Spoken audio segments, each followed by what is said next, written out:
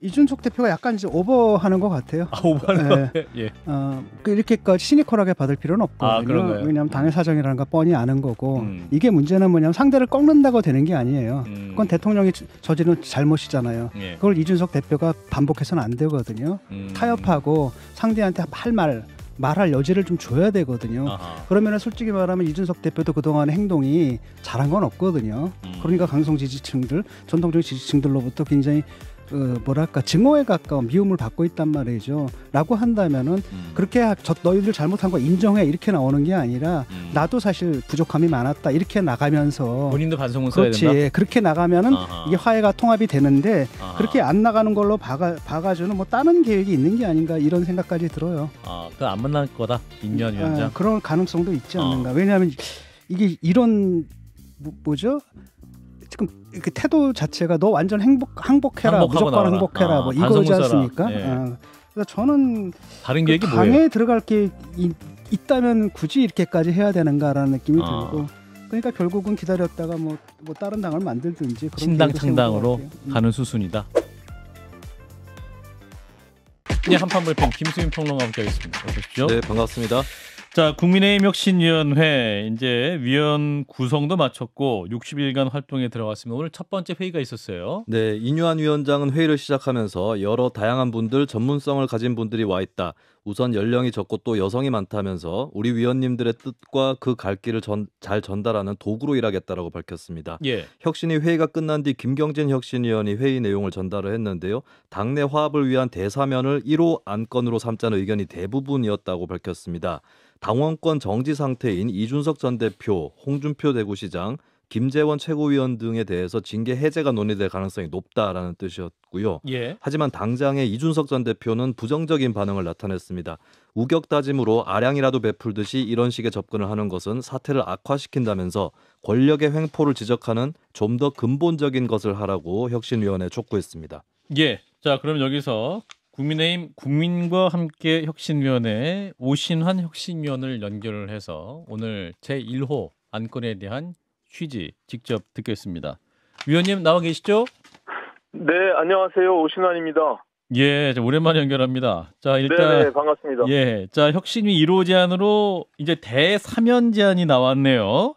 이제 네네. 김경진 대변인 브리핑 내용을 보면 이준석 전 대표, 홍준표 시장, 김재원 최고위원 등의 징계를 풀어야 한다. 대략 이런 내용으로 이해하면 됩니까?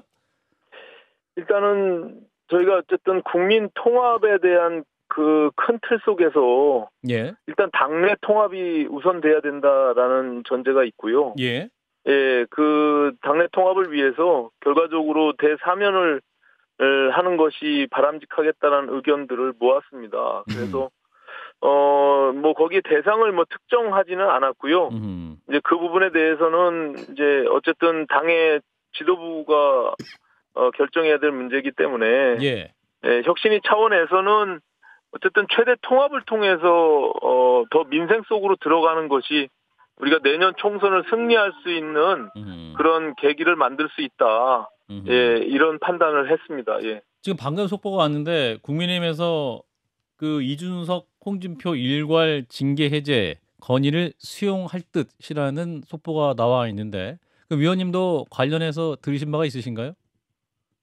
지도부의 판단은 제가 아직 들은 바는 없고요. 그러시군요. 예, 오늘 예. 혁신위 회의 통해서 일단 그 안건 제안을 한 것이고, 예, 그거를 신속하게 당 지도부가 수용을 한다면, 예. 혁신위가 활동하는 첫 번째 그 계기를 더욱더 적극적으로 활동할 수 있는데 힘을 실어주는 것이 아닌가 이렇게 판단이 됩니다. 이게 만약에 그러면 김기현 대표가 해제한다 선포를 하면 끝이 나는 거야? 아니면 어떤 최고위 회의 어떤 정식? 당내 절차가 있죠. 당연히 예. 윤리위원회 징계가 있었기 때문에 그렇죠. 최고위에서 최종적으로 의결을 통해서 징계 해제를 해야 됩니다. 예. 그렇군요. 그러면 지금 혁신위에서 대상을 정하는 것은 아니고 당 지도부에 일임을 하신 상태로 제가 이해하면 될까요? 그렇습니다. 혁신위가 그것을 강제할 수 있는 권한은 없습니다. 그래서 예. 우리 어느 정당이나 지금 혁신위가 제대로 성공된 성과를 내지 못했던 것은 소위 전권을 부여하는 그 이후에 지도부가 그것을 수용하고 공천혁신도 마찬가지고요. 예. 그렇게 어떻게 만들어 갈 것이냐라는 것도 혁신의 과제 중에 하나입니다. 그렇죠. 그래서 저희는 어쨌든 이런 부분들에 대한 우려를 저희가 잘 알고 있기 때문에 예. 당에서 최종적으로 혁신의 안을 수용할 수밖에 없게끔 만드는 것도 저희가 같이 논의하고 있습니다. 예, 예, 진 교수님. 예, 그 혁신이 활동 기간이 60일이지 않습니까? 긴 편도 아니고. 그런데 이뇨한 위원장이 꼭 먹어야 할 쓴 약을 조제해서 바른 길을 찾아가겠다라고 말씀하셨거든요. 근데 네. 그 꼭 먹어야 할 그 쓴 약이 구체적으로 뭘 말하는지. 저희가 어쨌든 지금 이렇게 절박한 심정으로 혁신위를 만들게 된 것은 예. 강서 보궐선거에서 국민들의 민심을 정확하게 읽었기 때문입니다. 그걸 통해서 대통령실의 어떤 국정기조의 메시지도 저는 변화가 있다고 보고요. 예. 당도 그런 지금의 상태로는 정말 우리가 내년 총선을 치를 수가 없다. 그리고 국민들의 민심에서 너무 멀어졌다라는 것에 대한 반성에서부터 전 시작해야 된다고 보고요. 예. 그 전제하에 혁신이라는 의미 자체가 갖고 있는 것처럼 이제 모든 걸 바꿔서 새롭게 만들어가야 된다는 생각이 있고요. 예. 그 큰 틀에서 아까 말씀드린 대통합과 그리고 민생 이런 것들을 통해서 우리가 더욱더 현장 속으로 들어가는 그런 당의 모습을 만드는 것이 결과적으로 혁신이다 이렇게 생각을 합니다. 예, 한 가지 좀 더 질문을 드리자면은 한간에선 그러더라고요. 오신환 혁신위원께서는 이준석 전 대표, 유승민 전 의원 쪽 목소리를 잘 대변하는 역할을 할 것 같다 이렇게 그렇게들 얘기를 하는데 제가 볼 때도 그 혁신에서 가장 중요한 게 통합에서 가장 중요한 게 역시 이제 그 이준석 전 대표, 유승민 전 의원 이들을 통합해내서 이들에게 이제 당내에서 어떤 역할을 주느냐 그것까지 해내는 게 굉장히 중요한 과제라고 생각하는데 어떻게 생각하시는지요? 네, 지금 진 교수님 말씀 굉장히 사실 어려운 과제입니다. 예. 오늘 저희가 대통합을 위한 대사면을 제안했지만 또 예. 이준석 전 대표의 반응이 안 일단 좋죠. 반성문부터 써라 이거거든요. 이제 그런 어떤 좀 지나는 과정들이 사실은 좀 있을 것 같고요. 쉽지 않은 과제지만 말씀하신 대로 과거 사실 오만한 권력에 대한 심판으로 정권 교체가 이루어졌습니다. 근데 예. 저희가 그동안 사실 국민들께 오만하게 비춰졌다고 보여지고요. 그것을 더 아래로 내려가서 변화해야 된다고 생각을 하고 그 중심에는 과거 중도층이 바라봤을 때 그 합리적인 상식적인 정치를 바랬던 그분들의 마음이 적어도 7대3으로 윤석열 후보를 지지했다고 봅니다. 근데 지난 강서 보궐선거에서 그것이 완전히 뒤로 뒤집혀서 3대7의 구도가 나온 것을 봐서는 다시 그것을 회복하기 위해서는 저희가 중도를 아우르는 더 큰 확장의 통합의 메시지 그리고 그것이 과연 당이 실제로 신뢰할 수 있는 실천 의지가 있느냐 그런 것들이 매우 중요한 판단이 되리라고 생각됩니다. 네, 그런 의미에서 일단 혁신위 차원에서 이준석 전 대표, 유승민 전 의원을 만나는 걸 제안해 볼 수도 있지 않습니까? 어떻게 생각하십니까? 이미 인요한 위원장께서 양쪽 다 만나겠다는 의사 표시를 했고요. 그것이 실제 이제 성사되기까지의 과정들이 좀 남아 있는 것 같습니다. 그리고 물론 이제 만남만으로 끝날 것이 아니라 말씀하신 대로 그동안 우리가 다양한 목소리를 품지 못했던 그 정당의 모습이 국민들로부터 사실은 신뢰를 잃어갔다고 보여지기 때문에 오늘 인요한 위원장 말씀하신 대로 통합과 희생 그리고 다양성 이런 것들을 전제로 해서 더욱 폭넓은 그런 어떤 활동들이 국민들께 이제 보여지지 않을까 이렇게 생각하고요. 위원님, 첫 번째 오늘 근데 이준석 전 대표가 이제 그 대사면 얘기가 나오자 SNS에 바로 글 올린 거 의원님도 보셨죠? 거기 보면 그렇습니다. 이런 식 접근은 사태 악화시킨다. 그리고 재론치 안 하면 좋겠다. 그리고 권력의 횡포를 지적하는 좀 더 근본적인 걸 하라고 했는데 저는 이제 이게 권력의 횡포 지적하라 이것이 대통령에 대한 메시지 좀 더 명확히 하시라 이런 말씀인 것 같습니다. 네, 그렇게 보여지는데요. 일단은 저희가 당내의 혁신 기구입니다. 그래서 당이 먼저 어떻게 선제적으로 바꿔 나갈 것인지를 우리가 논의하게 될 거고요. 그 과정 속에서 지금 말씀하신 지난번에 보궐선거의 심판도 잘못된 당청 관계를 바로잡으라는 거 아닙니까? 예. 당이 좀 더 독립적이고 주체적으로 국민들께 비전을 제시하고 민생을 챙기는 모습으로 나아가야 된다고 봅니다. 그래서 그 연장선상에서 결과적으로 대통령실과의 관계를 어떻게 정립할 것이냐, 그리고 대통령실을 어떻게 바꿔 나갈 것이냐, 이런 부분들도 하나의 미션으로 남아있다, 이렇게 보여집니다. 그 오신환 의원님의 정반대에 서 있다고 표현하면 좀 이상할 수도 있고 맞을 수도 있다고 하는데, 박성중 의원이 이제 친윤계를 분류도 되시고 언론 개혁이라는 미명하에 좀 언론하고 좀 각을 세우셨던 분인데 네. 이준석 대표도 이제 이 부분에 대해서 어쨌거나 혁신위원장의 정치 경험이 없기 때문에 최선임인 국회의원의 역할이 중요한데 혁신 대상인 박성준 의원이 이걸 맡은 것은 적절치 않다라고 평가를 했는데, 과연 지금 이 박성준 의원이 계시는 가운데 당에다가 제대로 된 쓴소리 전달하는 게 좀 어렵지 않겠느냐, 이런 세간의 평가에 대해서는 어떻게 생각하십니까? 그 우려의 목소리 저희 혁신위도 잘 겸허하게 받아들이고요. 예. 특히 오늘 첫 번째 회의를 통해서 저도 성공한 혁신위가 거의 정당에서 볼 수가 없었다. 예. 저도 그 무용론에 대해서 여러 방송 매체를 통해서 지적한 바가 있는데 오늘 회의에 굉장히 신선한 느낌을 받았습니다. 특히 외부 위원들이, 특히 젊은 층의 80년대, 90년대생들이 6명이나 차지하고 있고요. 특히 여성 위원들이 7분이 계신데, 그렇죠. 오히려 정치의 메커니즘을 모를 것이다라고 저 판단을 했었는데, 예. 그 누구보다도 정확하게 그리고 상식에 기반해서 지적하는 그 의지와 그 메시지들을 제가 듣고, 예.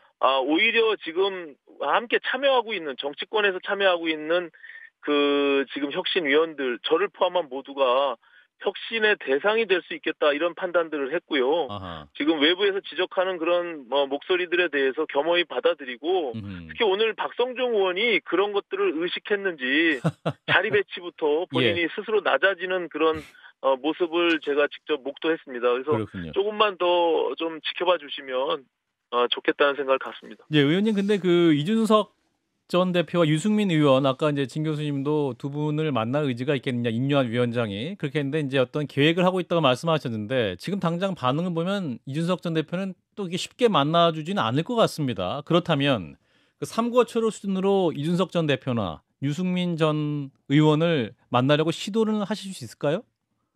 시도는 이미 했고요. 아, 제가 그래요? 봐서는 임요한 위원장과 이준석 전 대표 직접 아마 소통을 한 것으로 알고 있고요. 직접 전화도 지금 했다. 말씀하신 대로 이준석 전 대표는 기본적으로 반성이 전제돼야 된다, 이런 입장을 띠고 있는 것으로 알고 있습니다. 그래서 예. 어쨌든 그 절충점을 찾아가고, 그것이 단순히 그냥 상징적인 이준석 하나만의 문제가 아니라 아하. 우리 당이 그동안 이 다양하게 품을 수 없었던 이 경직된 이 비민주적인 모습들을 어떻게 깨쳐나갈 것인지, 이 부분이 더 큰 과제라고 생각합니다. 예.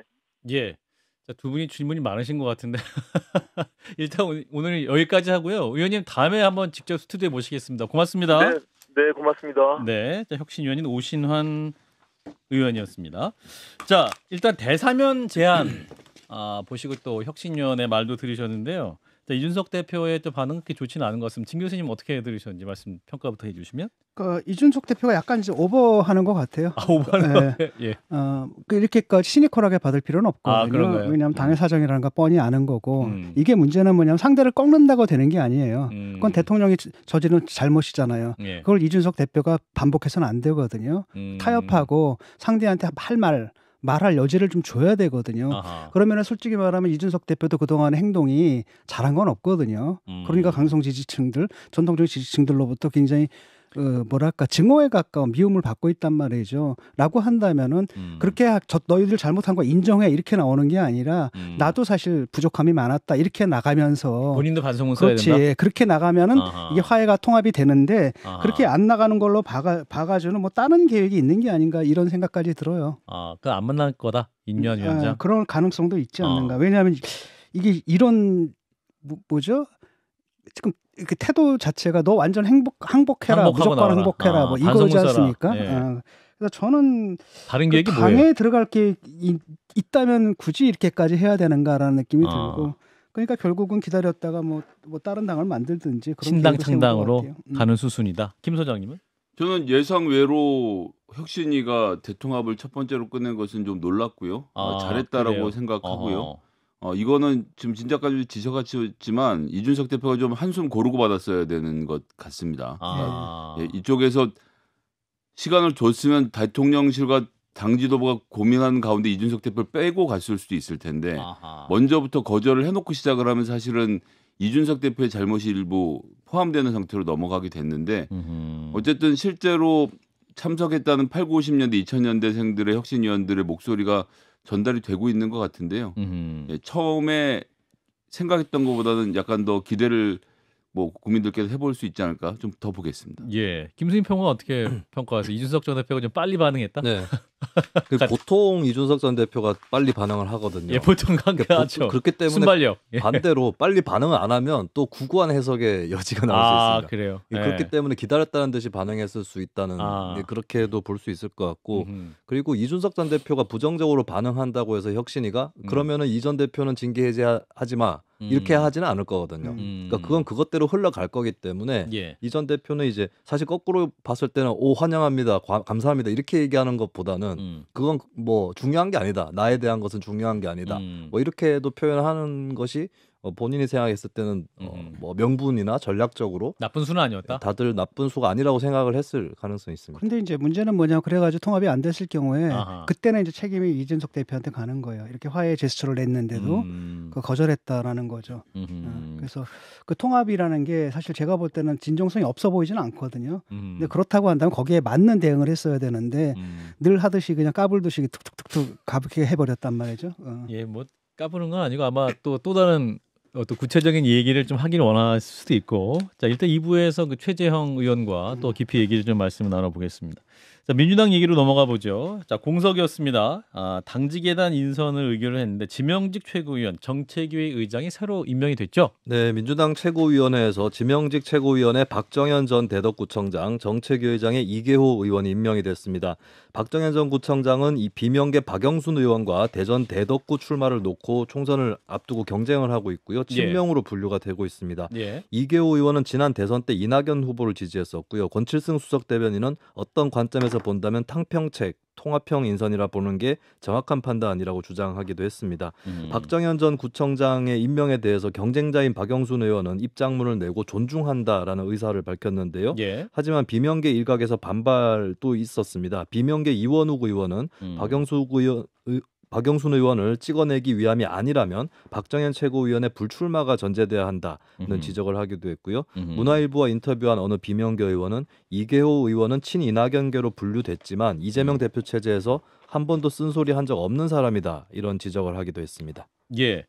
자, 민주당 당직 인선 최고위원 임명에 대해서 일단은 이 박정현 전 구청장 얘기가 계속 나왔었는데 이제 친명이 분명하기 때문에 임명을 좀 보류할 것이다라는 해석이 있었지만 임명이 됐네요. 자, 친 교수님 어떻게 평가하십니까? 그냥 뭐 친명 일색화로 가는 거죠. 결국은 그렇게 가는 거고 어차피.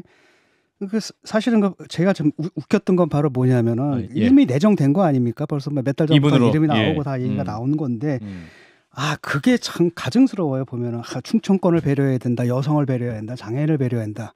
일단 사람들 내정해놓고 이 사람에 맞춰가지고 조건을 내세우는 거거든요. 좀 이런 것 좀 안 했으면 좋겠습니다. 결국은 이렇게 될 건데. 그리고 뭐 비명이라고 구색 맞춰가지고 집어넣은 분도 실제로는 뭐 이재명 대표 체제에서 한 번도 쓴소리 한 적 없는 사람이거든요. 그러니까 비명계 너희들 이렇게 지내라 뭐 이런 얘기인 것 같죠.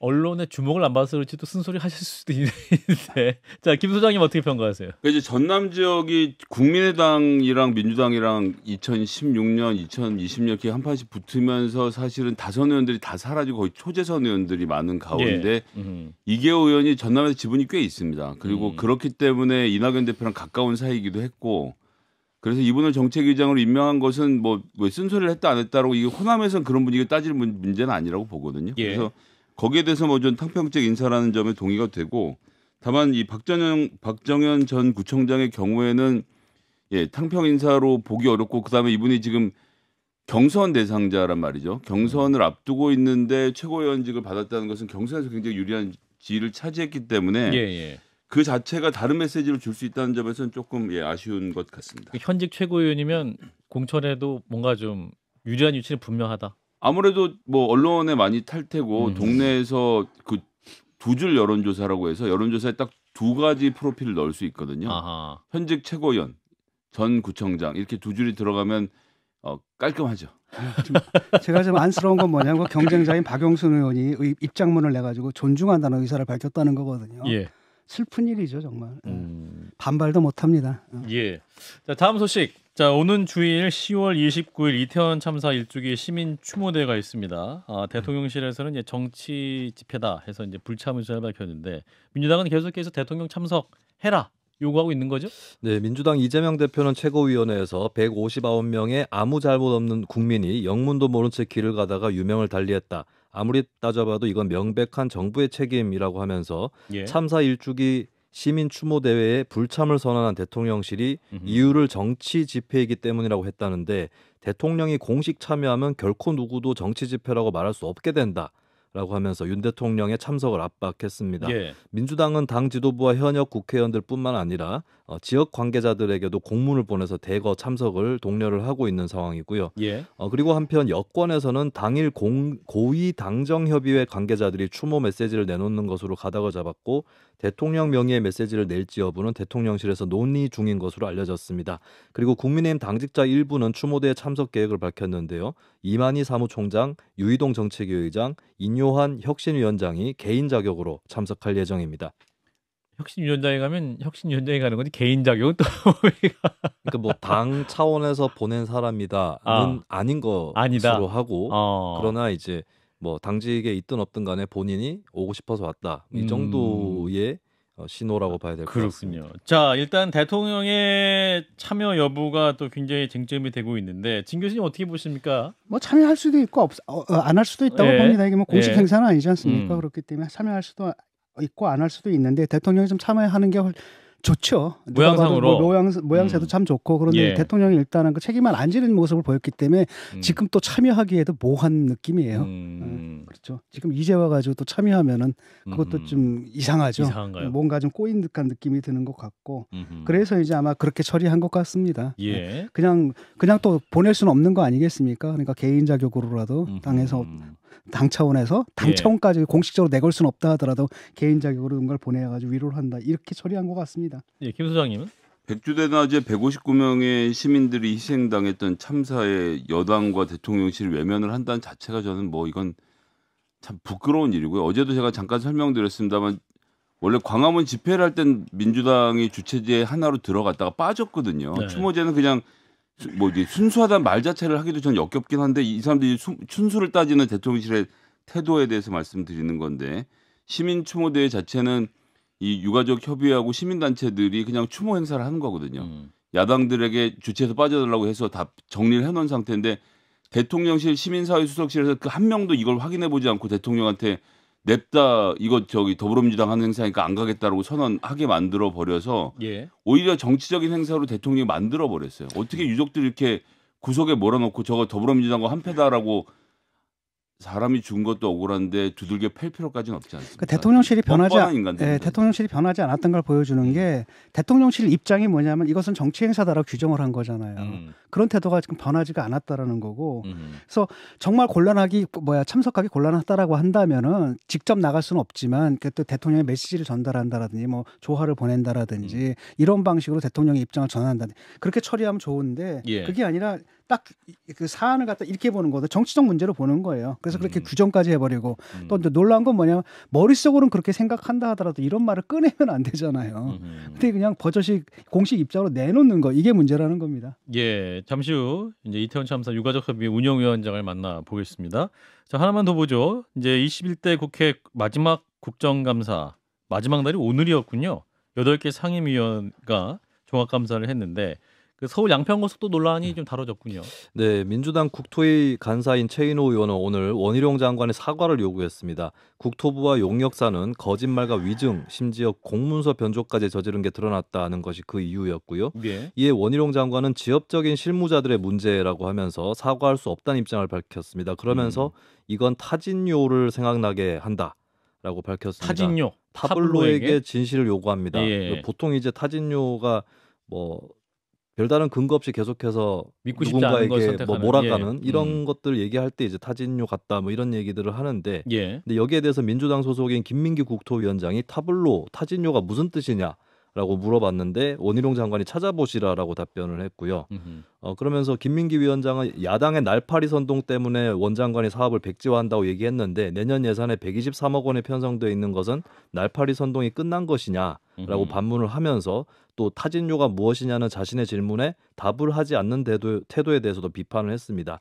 여기에 원 장관은 제가 자세히 설명드리는 게 회의 진행에 별로 도움이 안 될 것 같아서 그랬다라고 해명했습니다. 예, 자 국토교통위원회가 역시 좀 이목이 쏠렸고 원희룡 장관 타진요까지 언급을 했는데, 자 진 작가님 어떻게 평가하십니까? 국토교통위원회 장면. 뭐 나온 게 없잖아요. 맹탕이잖아요. 맹탕이다. 그러니까 민주당의 실력을 보여주는 거죠. 그러니까 애초에 그런 의혹 자체가 애초에 무리한 의혹 제기였던가 아니면 민주당의 실력이 부족하거나 둘 중에 하나인 것 같고요. 예. 그러니까 남는 건 레토릭만 남아요. 그러니까 언어를 인플레이션 해가지고 뭐 거짓말과 위증과 공문서 변조까지 이런 게 있다면 정말 구속 사안이잖아요. 예. 막 했는데 그래서 구체적으로 뭐냐라고 했을 때 없잖아요. 지금 아무것도 새로운 밝혀진 사실도 하나도 없는 거고. 그게 여기만이 아니라 다른 데도 다 마찬가지였던 것 같습니다. 자 총평이 좀 박하신데, 자 김 소장님은. 예, 진 작가님이 국토위 아마 상임위까지 다 보실 시간이 없어서 그러셨을 것 같긴 한데 전체 노선의 70%를 똑같이 하고 맨 끝에 30%를 바꿨을 때 하루에 6,000대의 차량이 늘어난다라는 이번에 새로 나온 이 소위 말하는 BC 분석값 자체가 맞지 않다라는 증언들이 나왔고 심지어는 공문서 자체도 내용을 원래 갖고 있던 내용과 다른 내용을 했다는 것을 해당 그 기업의 직원이 나와서 진술까지 해놓은 상태라서 지금 위증하고 공문서 변조는 현실로 확인된 것이거든요. 그래서 이게 증거가 없는 것이 아니고 지금 국토부에서 급하게 내놓았던 BC값 자체가 맞지 않다는 것도 국정감사에서 인정이 된 상태이기 때문에 저는 이 문제는 그냥 넘어가면 안 되고 위증 같은 경우에는 위원회 차원에서 고발 조치를 취해서 법적으로 문제를 삼아야 된다고 보고 원희룡 장관은 그래서 문제가 있어서 사업을 추진 안 하겠다고 했는데 또 예산 또 올렸어요. 그래서 이제 이 돈으로 결국은 고속도로를 그냥 짓기로 했다는 건데 입장을 좀 정리해서 얘기를 좀 했으면 좋겠습니다. 애초에 의혹이라는 게 그 뒤에 이제 김건희가 있다 이런 거지 않습니까? 근데 그거 관련해서 아무것도 나온 게 없고 지금 굉장히 부풀려서 말씀하는데 원희룡 입장은 뭐라는 지역적인 실무자들의 문제다 이렇게 얘기하지 않습니까? 그러니까 사실은 뭐 뭔가를 잡아내긴 했는데 그게 의혹의 본질적으로 연결되어 있는 이런 것들은 아니다라는 거죠. 김건희 여사가 직접 지시했다라고 문제 제기를 했던 것이 아니라 왜 종점으로 노선 변경하는 데서 어떤 근거를 갖고 있는지가 민주당에도 물은 거고 거기에 대한 답변을 제대로 국토부가 못하고 그 과정에서 공문서를 변조하고 또 해당 직원들이 나와서 국토부가 시켜서 이렇게 거짓말을 했다고까지 말한 상황이면 큰 문제인 것 같은데. 그러니까 제가 볼 때는 문제는 뭐냐면 왜 변경했느냐라고 했을 때 김건희랑 상관없는 게 아니라 바로 그것 때문에 시작된 문제예요. 예. 그거 사라졌잖아요. 뭐가 사라진 건 아니죠. 이것과 관련돼서 김선기 의원과 김건희 씨 어떤 관계가 있었는지에 대해서 밝혀지지 않은 것이지 이 노선이 정해진 과정에서 문제가 있었다는 건 드러났는데요. 그러니까 밝혀지지 않은 거죠. 그렇죠. 노선에 문제가 있다면 그거 꼭 그 문제 때문은 아닌 것일 수도 있다는 거예요. 그러니까 애초에 의혹은 사라졌다는 얘기예요. 제 말은. 여기까지 하겠습니다. 네, 일단은 이 국정감사에 대한 종합평가 또 시간을 좀 마련해 보도록 하죠. 자, 김수현 평론가였습니다. 고맙습니다. 네, 감사합니다. 좋아요, 구독, 알림 설정.